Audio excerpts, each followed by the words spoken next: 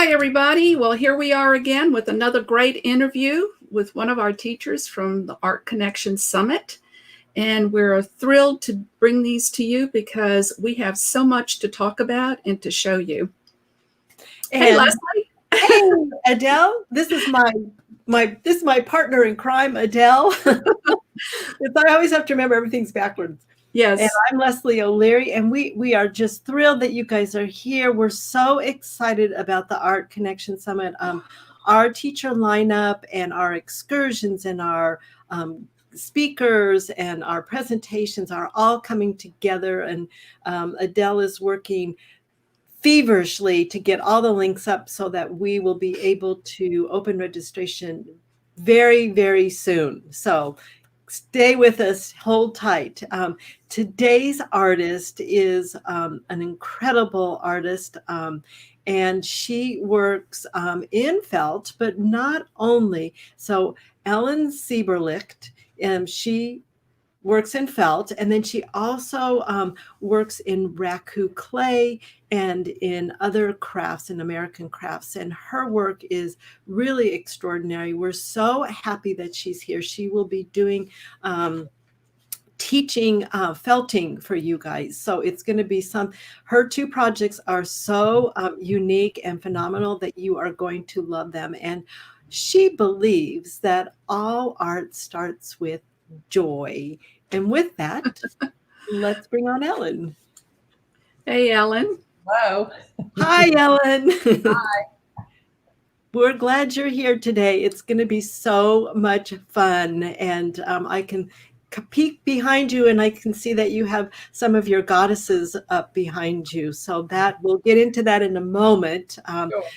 We thought that we would ask some questions first and then give you a little bit of time to talk about your projects that you'll be teaching with us, because they are so cool. You guys are going to love them. They're really cool. So without further ado, let me just start ask you with some questions. How did you start making your art?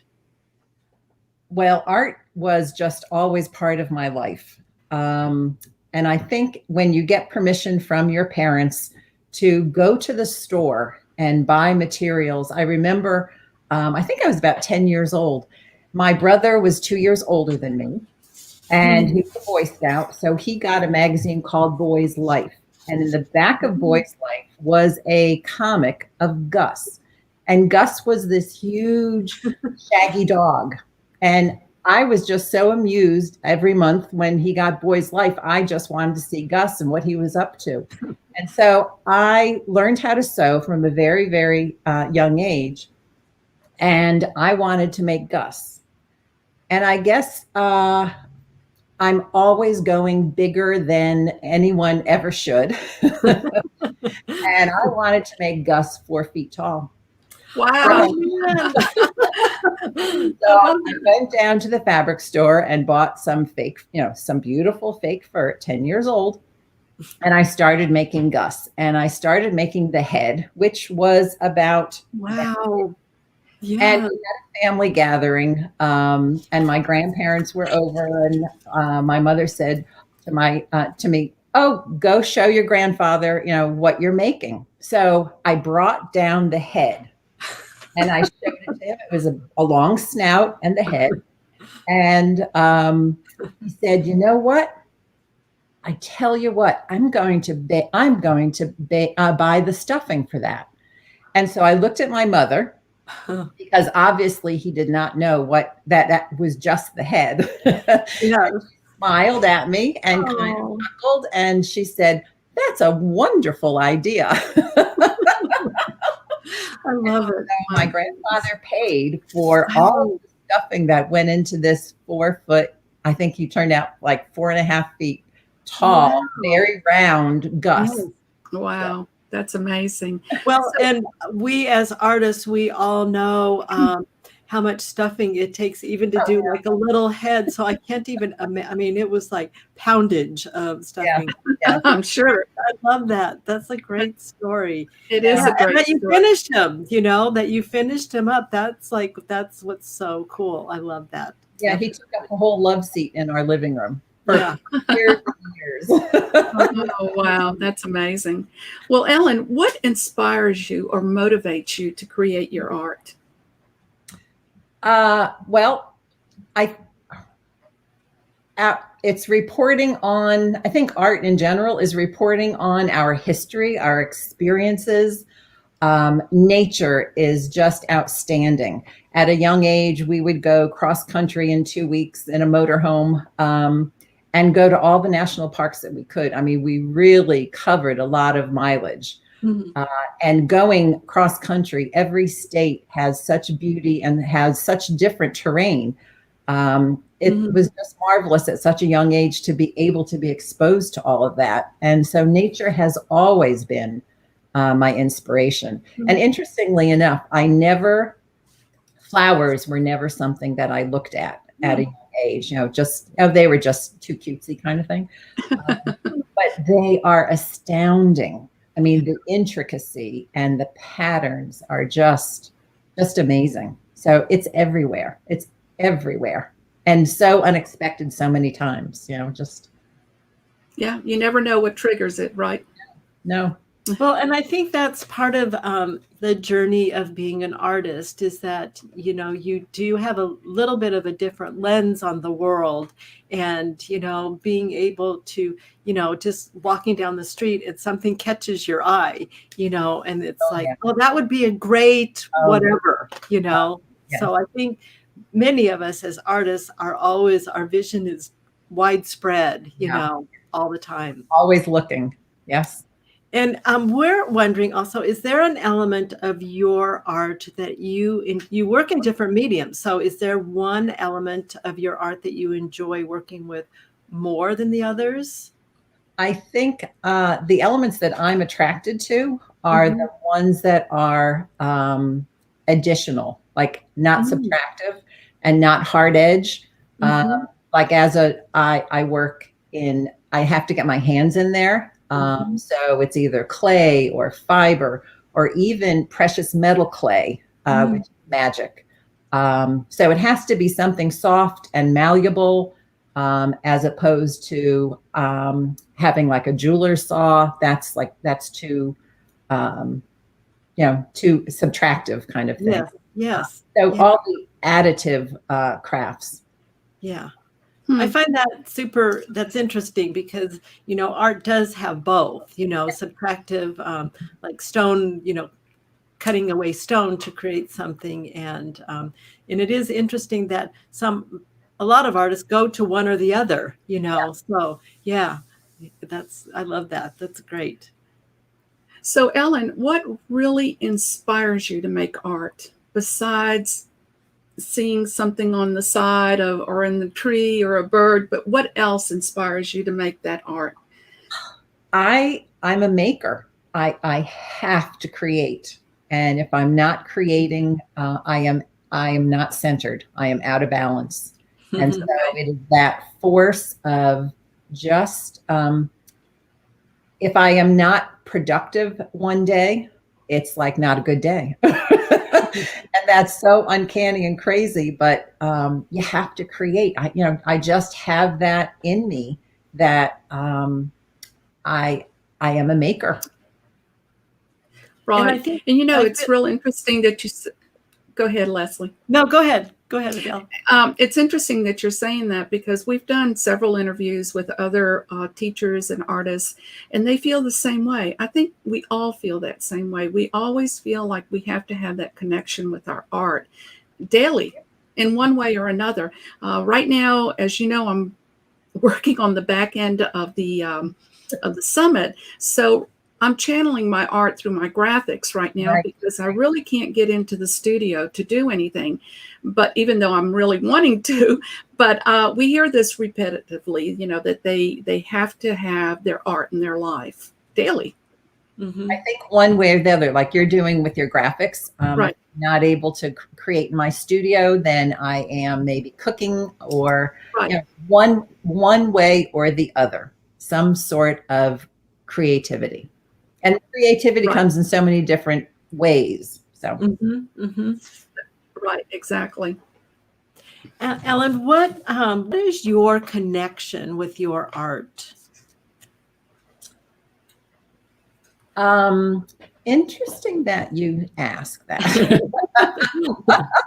Well, during this, we'll call it quiet time that we've been in. Yeah. I love that. Yeah. I have done a lot of reflecting, and what I think what stirs me in my soul, kind of thing, is just the support that I have had from my parents and my grandparents, and what has allowed me to be creative, giving me permission and support. And now my husband, it's just, you've got to have that before you do anything. I think you just have to have that, someone believe in you. Well, I mean, but support you. And because no one lives solely on their own. You need a whole, it takes a village. It does take a village. And I find that, as artists, it's really coming from our soul and from our heart. And Adele and I've talked about this too, is we're so close to it that you can't see it. Right. And so it's nice to have somebody in the background, a group or, a loved one or somebody out there that's saying, go for it, or it's great, or you've got this, or, it's very difficult as an artist to work solo, like you were saying, just to work. I mean, it's possible to do, but when you have somebody giving you a little bit of a nudge, it really helps, because I think that we all of us end up questioning ourselves on what we're doing, so. Yeah, absolutely. We all have those doubts. And so if we have a cheerleader, yes, it helps, doesn't it? Yes, and you're really putting your heart and your soul out there on the table, for people to see and to, experience, and you hope that you can get your message across too. So, yeah. And Ellen, as a whole, what does your art mean to you? Everything that you do, because you do so many things, and all of them so well. I just love all your work. Thank you. As Leslie had said, it has to begin with joy. But I think I also come from a family that encouraged and embraced humor. And so humor and joy, both humor and joy, are found in my work. Okay. And with is this a good segue to say what I'm going to be teaching? Absolutely, yes, if you want. Because during this quiet time that we've been in, I've been working, working and working and working, because what else is there to do? Yeah. But I finally made the bird on a pillow, and I'll show you the smaller one. It's easier.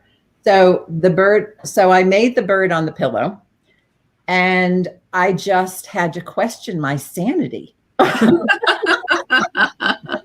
oh my gosh, am I losing it or what? And then the next day I woke up, I was like, no, if it makes me laugh, if it brings me joy, it's perfectly fine.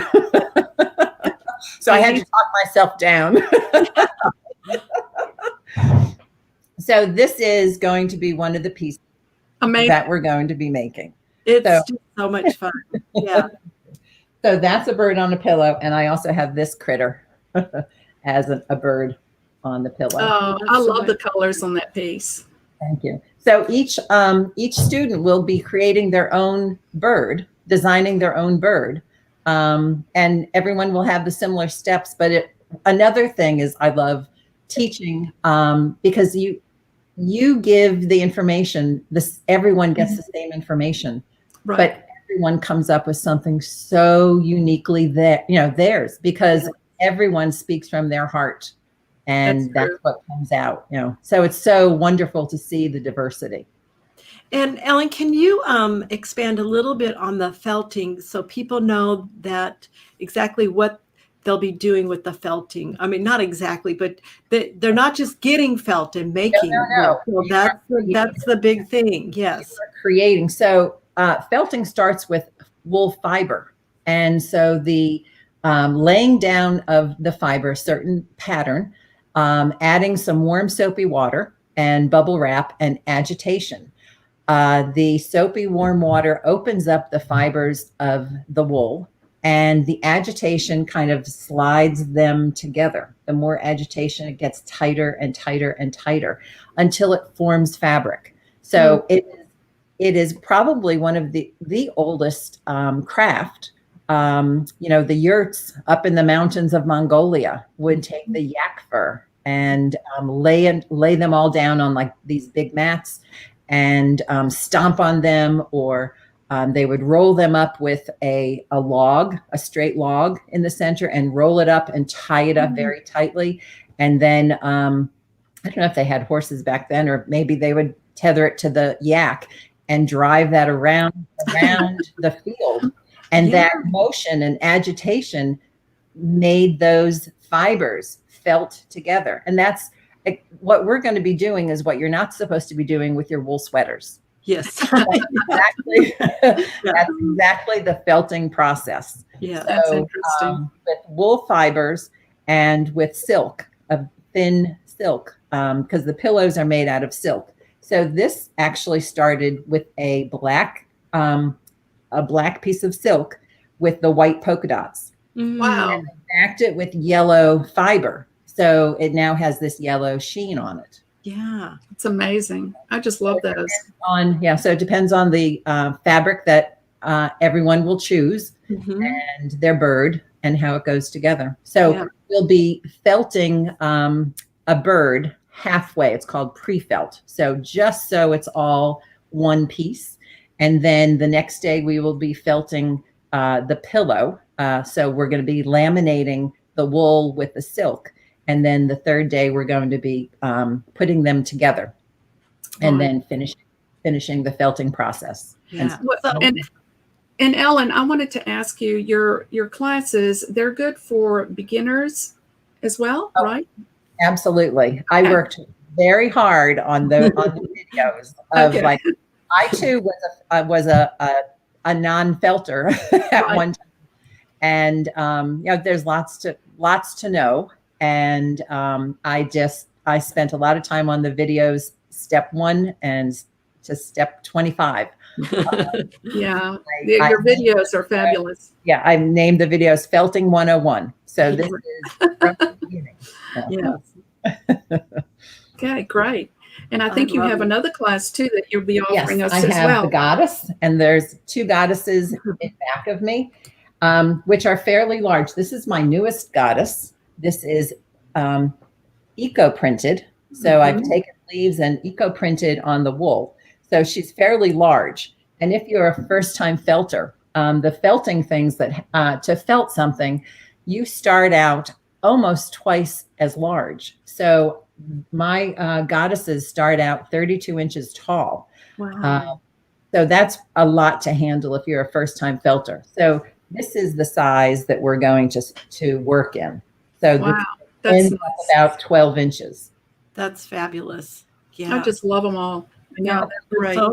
And I love the fact that it's whatever the creativity comes out in your students, and we were all talking before we started this broadcast, and Ellen will be there you'll have a private Facebook page that you can go to with her classes. So she will be there to really talk to you about how to create whatever you want to create. So it's going to be really exciting. I can't wait to see what the students come up with, It'll be so fun.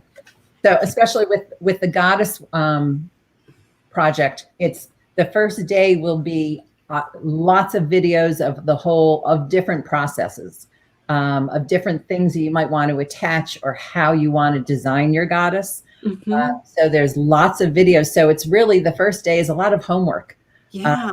And then we can communicate through Facebook Live, whether, to help with the designing and to learn, which design, what you have to do before along with the felting process, and then what can be done afterwards. So at the end, there's polymer clay, little video of different techniques with polymer clay, making a felted ball. Then there's lots, nice beadwork you can add to it, and different objects. So, I mean, the sky's the limit. Yeah, Well, I think it's going to be really fabulous. they're Definitely. wonderful, and I know the students are going to just absolutely love your class.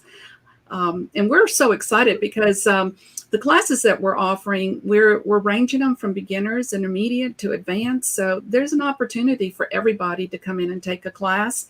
And then on top of that, we have our worldwide tour, which is that's where all of our excursions and educational presentations and our speakers are going to be.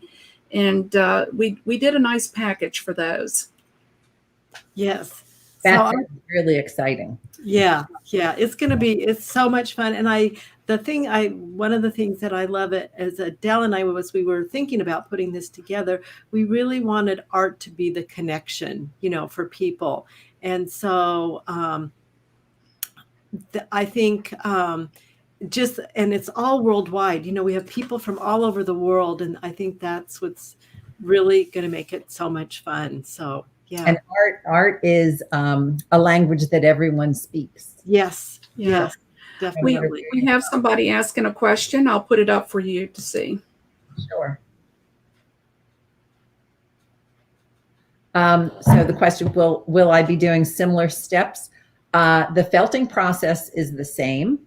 I would say similar, but taking on whole different directions. So the very beginning, the felting steps are the same to felt, but the goddess class is probably the bird class is going to be, each person is going to design their bird. We're going to make the pillow. We're going to join them together. So that's going to be much simpler than the goddess class. The goddess class is going to be a lot of videos of different techniques. So there's going to be a lot of self-creativity coming up with your design. I'll certainly be there to help, but it's going to be, each goddess is going to be so individual that will be much more, I would say, unique. Where the bird pillow, you're going to have a bird on a pillow. The goddess is, the door is wide open. Yeah. And thank you, Nancy. Yeah, some of the comments are coming in a little slow. So we had them come in yesterday. We were almost finished when the comments started coming in. Yeah. So, and we have a really great group of people. I can see everybody. I can see the comments. Really fabulous people watching this. So that makes it so much fun. And Ellen, is there anything else you'd like to touch on to tell us about? You can talk a little bit maybe about your raku and your felting too. Well, there's a story there. Well, we're ready. We're wanting to hear the story. More about stories. Well, it's really quite amazing how, I think there's a lot of problem solving in art. Mm-hmm. And it seems as though every time there's a problem in how to get something done, something else is created, not something so unexpected. And it was 2015. And I have been a teacher. I started teaching at my hometown high school, teaching mostly pottery. And it was time to go back to school. Well, actually, let me back up. In July, I had taken a felting class from Andrea Graham, who's an amazing felter, and learning more techniques. And I had an idea pop up about combining clay and fiber, and was excited about it, but came home from the workshop and had to put that idea on a shelf because I had to start going back to school. And it was a week before school started, and I was diagnosed with breast cancer. And luckily, I was never sick at all. So I had a whole year of sick days, and I could not go to school and take care of myself. And I could not work in clay also because going through chemo, you have to stay as healthy as possible, and clay might have mold in it. And so that was another reason why I couldn't teach. So I seemed to go through things pretty easily. And I went down to I felt well enough I could go down to my studio and work, but I couldn't work in clay. Yeah. But I picked up that idea from the summer. And interestingly enough, I had made pots that summer also without lids.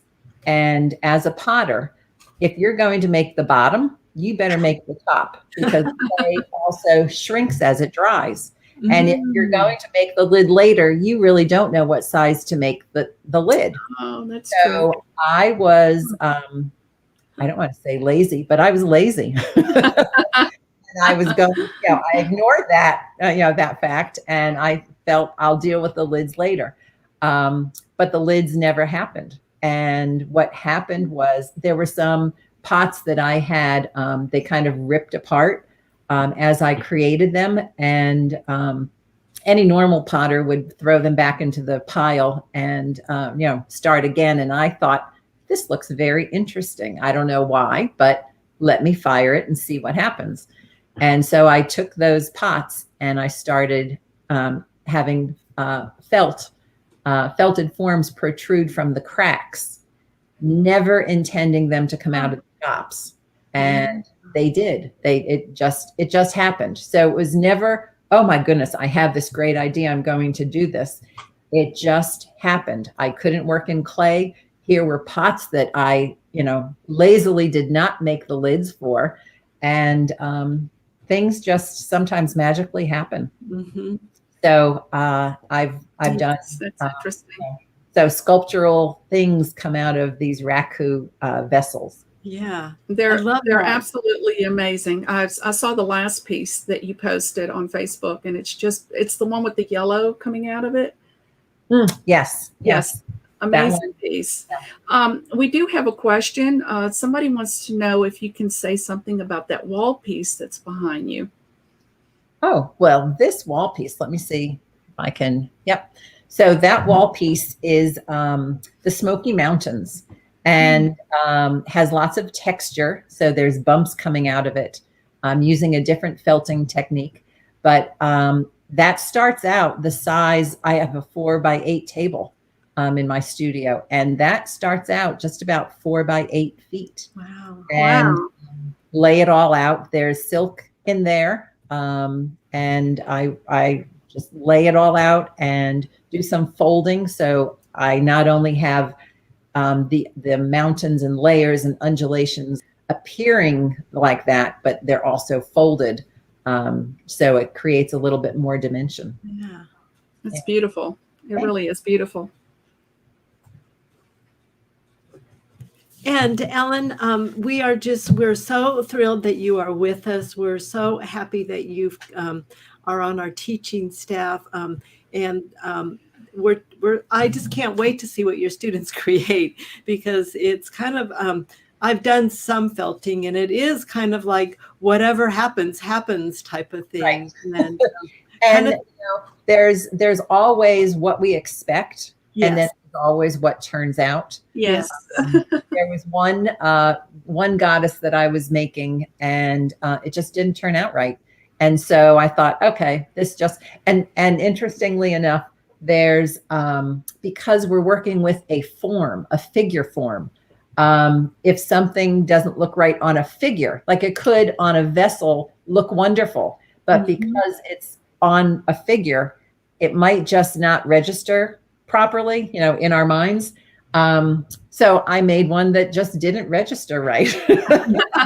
And I thought I lost, I thought like, okay, this is going to be scrap. Although, even scraps can be used for something else. And then I unstuffed her and I turned her inside out. And now she's going to be reborn. Great.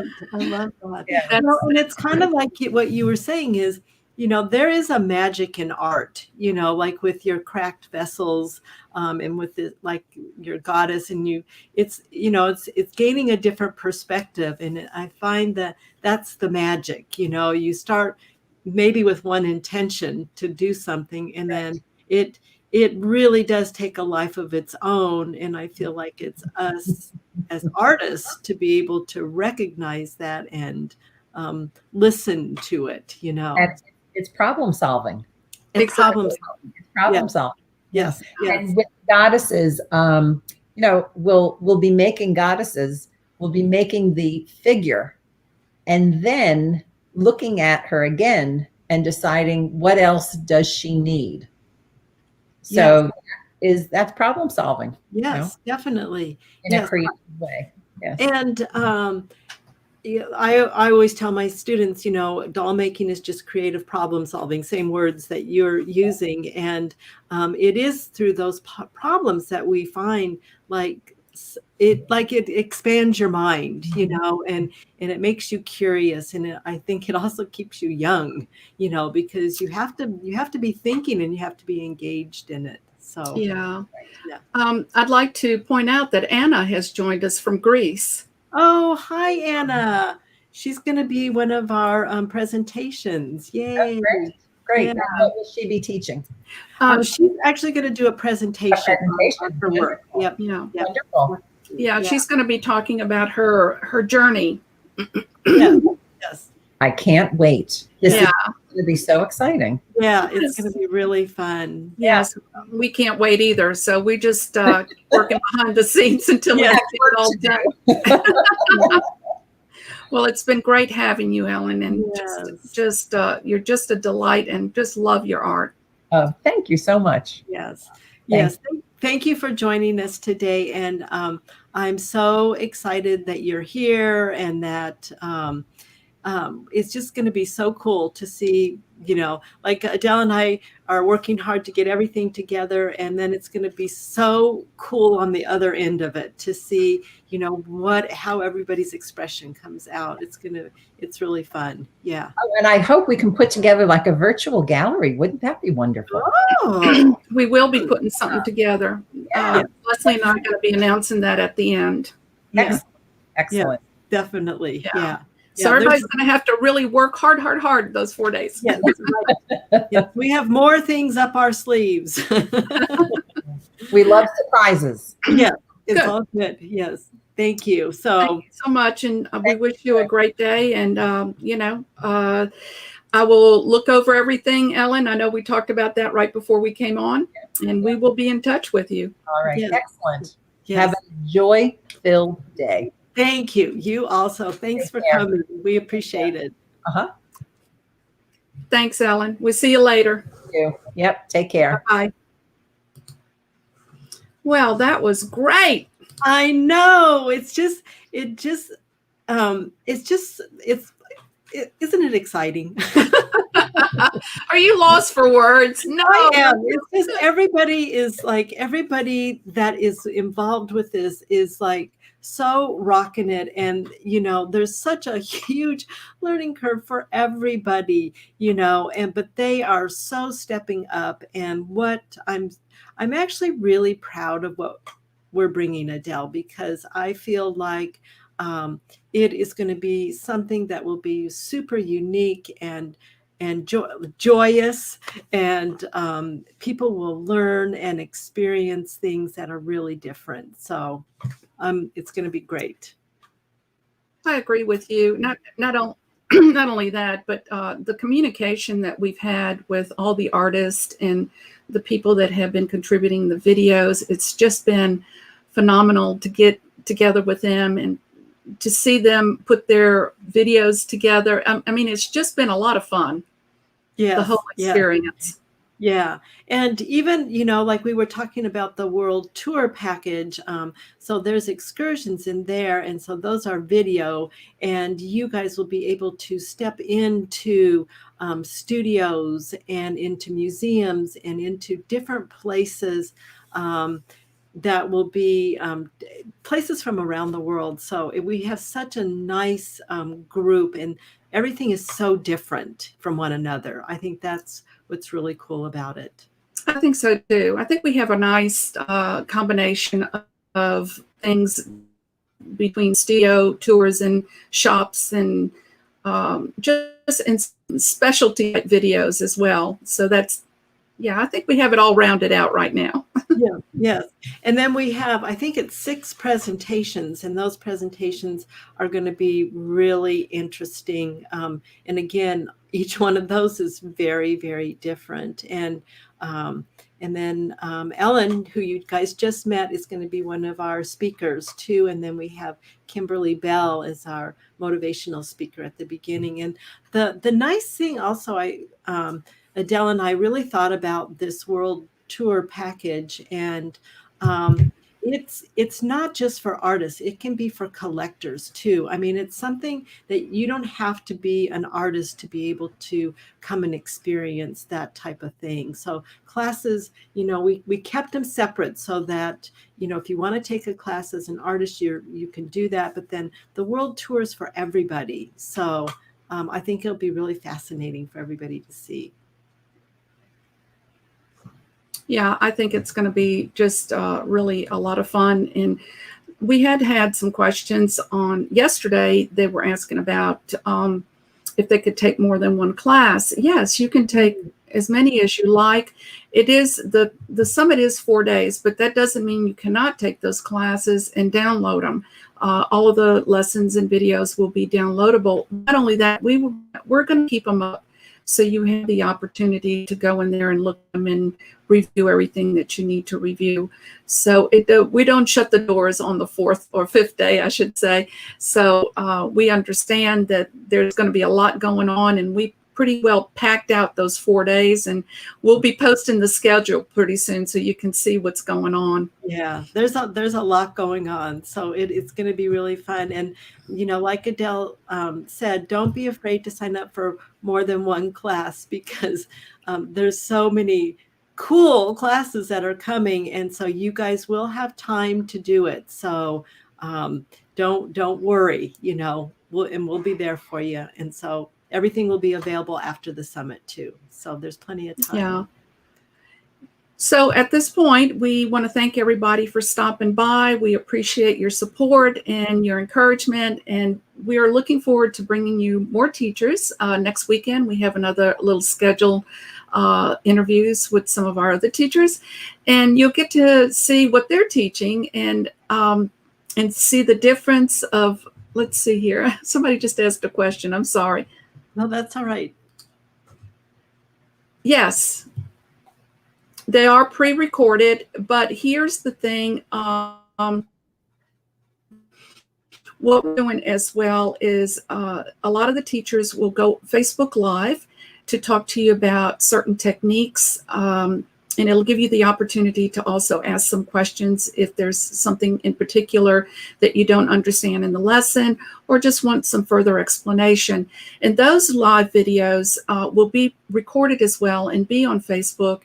And if you're not able to get on Facebook, well, I know you're here now, but there's some people that are not on Facebook. We will download those videos into the lesson area and you will be able to see them. So we've got everybody covered, and that you won't miss anything. And I, kind of stepping back again, like I said, the lessons will be on the website, and then all your talking and interaction with the teacher will be on the Facebook. But like Adele said, you won't miss anything because we'll be connected. So everything will be there for you guys. Yep. Yeah. So we've got again, thank you so much.